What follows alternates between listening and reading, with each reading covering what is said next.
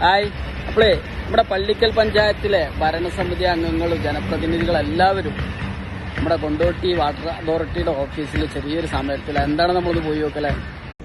അവിടെ പോയിട്ട് ഉണ്ടായിരുന്ന സ്ഥിരമായ സംവിധാനമാണ്.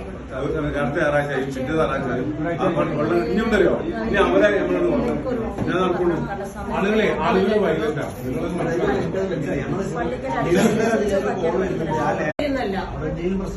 ഞാൻ ചോദിക്കട്ടെ, ഈ ഹൈറ്റുള്ള ആളുകൾക്ക് വെള്ളം വേണ്ടേ?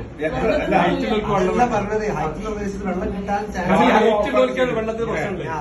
താഴത്തുള്ളവർക്ക് ഏറ്റവും വെള്ളം ഉണ്ടാവും. അതിന്റെ പേര് അടുക്കുമ്പോഴേ സ്വാഭാവികമായിട്ട് അവിടെ വെള്ളം കിട്ടാൻ ചാൻസ് കുറവാണ്. അതാണ് ചോദിക്കുന്നത്.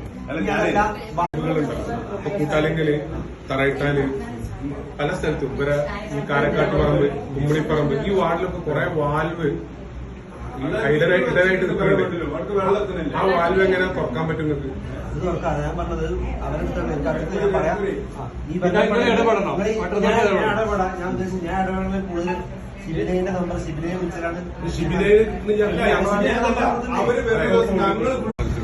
അപ്പൊ നമ്മളിപ്പോ സമരം കണ്ടില്ല. അത് എന്തിനാണ് ഇവിടെ ഒരു സമരത്തിന് എല്ലാ മെമ്പർമാരും ഇവിടെ എത്തിയെന്നുള്ളത് നമ്മൾ പ്രസിഡന്റിനോട് തന്നെ ഒന്ന് ചോദിച്ചു നോക്കല്ലേ. പ്രസിഡന്റ് എന്തായിരുന്നു ഇവിടെ സമരത്തിന് കാരണം?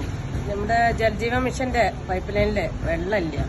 അങ്ങനെ ഞങ്ങള് വെള്ളം അടിച്ചെടുക്കാൻ വേണ്ടി ടെൻഡറൊക്കെ റെഡിയാക്കി ഇവിടെ വന്നപ്പോ ഇവര് പറഞ്ഞു വെള്ളം അടിച്ചെടുക്കാൻ ഞങ്ങളുടെ അടുത്ത് വെള്ളമില്ല.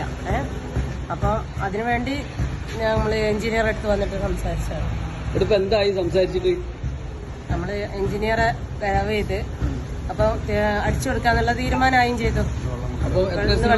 ഇന്ന് വെള്ളം കൊടുക്കാറുണ്ട്. ഇന്ന് മുതൽ സ്റ്റാർട്ട് ചെയ്യാം. മറ്റു പ്രശ്നങ്ങളൊക്കെ സംസാരിച്ച് പരിഹരിക്കാറുണ്ട്. അപ്പോൾ പള്ളിക്കൽ പഞ്ചായത്തിലെ ജനങ്ങൾക്കും വേണ്ടി ഈ ജനപ്രതിനിധികൾ എല്ലാവരും കൂടി ചെയ്ത് ഈ സമരത്തിന് വിജയം കണ്ടു എന്നാണ് ഇവർ പറയുന്നത്. അപ്പൊ എല്ലാവർക്കും അഭിനന്ദനങ്ങൾ.